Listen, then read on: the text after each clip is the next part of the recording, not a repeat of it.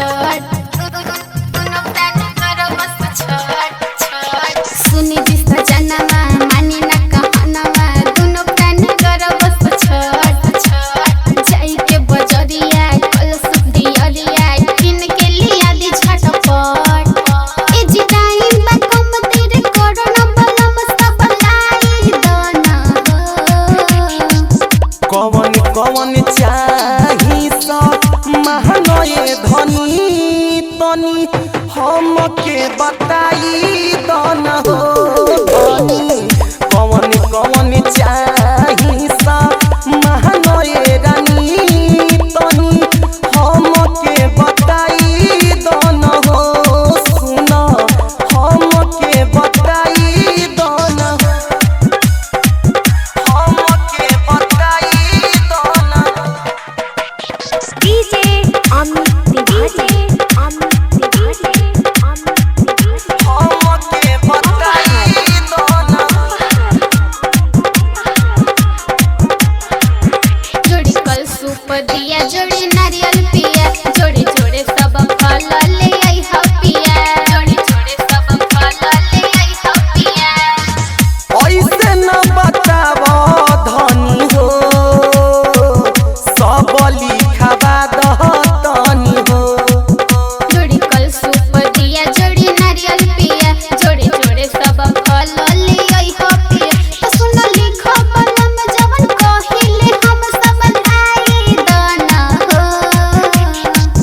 कवन कवन चाही सब महनये धनी तनी हमके बताई दन हो धनी कवन कवन चाही सब महनये रानी तनी हमके बताई दन हो सुन हमके बताई दन हमके बताई दन डीजे अमित तिवारी हमके बताई दन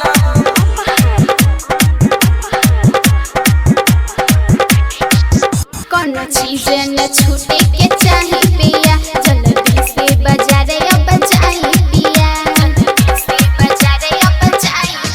पिया देख लो ध्यान देई के कुछो तो छूटा तो नहीं के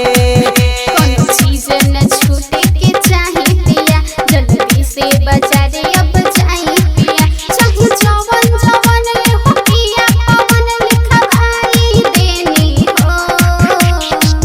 ठीक बात जातानी बा जहाँ दे धनी हम सब कुछ लिया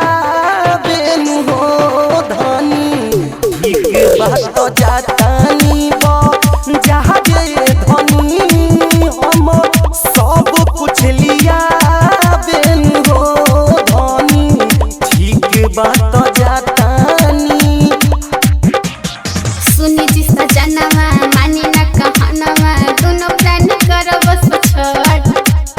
जाई के बजरिया कल सुख दियरिया किन के लिया दी झटपट ए जिदाइन बा कम तेरे कोरोना बलम सब लाई दना हो कवन कवन चाही सब महनये धनी तनी हमके बताई दन हो धनी कवन कवन चाही